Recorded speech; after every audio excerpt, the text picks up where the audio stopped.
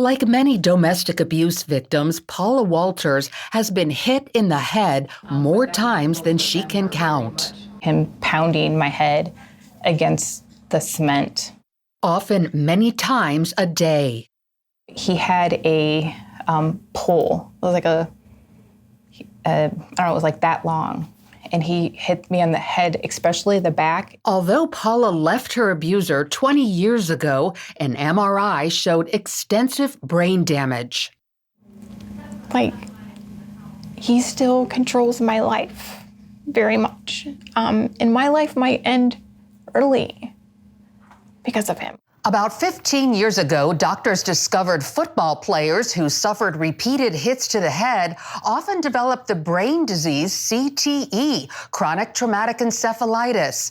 Now, researchers are taking a closer look at domestic abuse victims to determine whether they too may have CTE or other types of brain injuries. These diseases can cause personalities to change, steal memories, and lead to early death. Repetitive insults to the brain accumulate, cause damage to the brain, and then trigger a neurodegenerative disease that then progresses over time, even in the absence of further insults. CTE can also occur in people who have never suffered a concussion. Unfortunately, at the present time, we have no way to definitively diagnose CTE in living persons. The only way to determine CTE is to examine a person's brain after their death. Scientists have confirmed CTE in the donated brains of over 1,000 people, mostly football players, who exhibited symptoms while they were still alive. Forgetfulness, the changes in behavior, the changes in mood, the changes in personality, and often aggression, violence, homicide, suicide, and the like. Center doctors have also confirmed CTE in a small number of brains from battered women, mainly due to lack of access.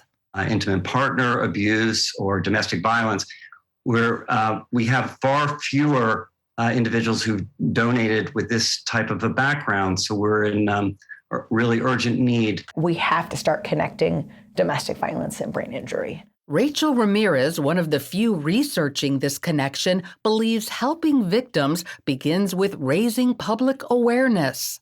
The first people that they reach out to when they're struggling with abuse, it's not us. They're not calling our hotlines. They're talking to your viewers. They're talking to their friends. They're talking to their family. They're talking to their pastor. Recognizing the risk of brain injury from abuse could potentially motivate more victims to leave dangerous partners, get medical attention, and stop blaming themselves for the symptoms they're experiencing. Domestic violence victims have often attributed that to either a psychological issue, to there's something wrong with me, to I'm stupid, I'm crazy. Some domestic abuse shelters are beginning to get involved. And we do assessments for every woman that comes into our program and ask her some survey questions to see what types of injuries she's had or symptoms she's had. Questions about physical health, such as do you experience headaches, dizziness, vision problems? Also, mental health. Are there problems with memory, concentration, staying organized? And emotions. Are you confused, irritable, nervous? Counting the number of domestic abuse victims with brain injuries is difficult. Many choose to suffer in silence, and those who seek medical treatment often minimize their injuries or lie about how they got them. Sometimes women carry so much shame they don't want to tell anyone. It's embarrassing. Like, the damage is done. I don't get to take a pill and have it better. While treatments are limited, some brain injuries can get better, especially when identified early. Some things that help are lots of rest, a healthy diet, and most of all, avoiding future head injuries. Lorie Johnson, CBN News.